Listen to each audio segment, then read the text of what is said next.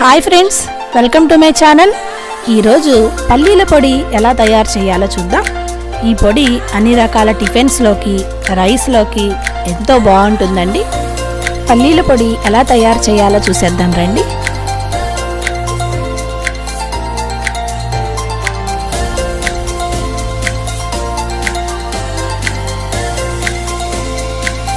ముందుగా stove on చేసుకొని ఒక కడాయి పెట్టుకొని ఒక కప్పు పల్లీలు వేసుకొని బాగా వేయించుకోండి.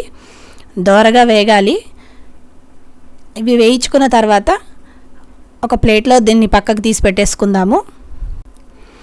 ఇప్పుడు 2 స్పూన్ల ఆయిల్ వేసుకొని అది బాగా వేడైన తర్వాత కారానికి సరిపడా ఎండుమిరపకాయలు వేసుకొని బాగా వేయించుకోండి.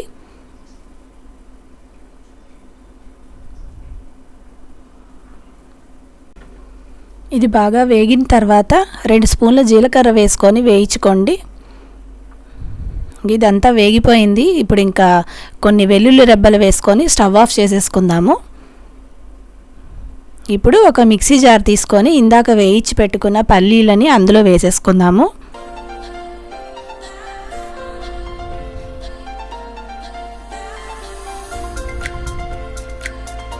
ఇప్పుడు రుచికి తగినంత ఉప్పు, వేయించుకున్న ఎండుమిరపకాయల మిశ్రమం మొత్తాన్ని ఇందులో వేసేసుకుందాము.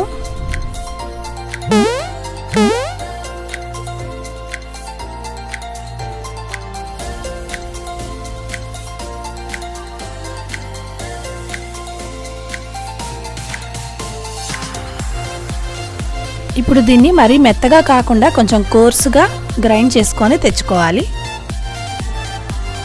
ఇంతేనండి, పల్లీల పొడి ఎంతో సింపుల్గా ఈజీగా తయారు చేసేసుకున్నాం కదా. మీకు ఎలా వచ్చిందో మీరు ట్రై చేసి నాకు కామెంట్ సెక్షన్లో కామెంట్ చేయండి. ఈ వీడియో మీకు నచ్చినట్టయితే లైక్ చేయండి, షేర్ చేయండి, నా ఛానల్ని సబ్స్క్రైబ్ చేసుకోండి. Thanks for watching.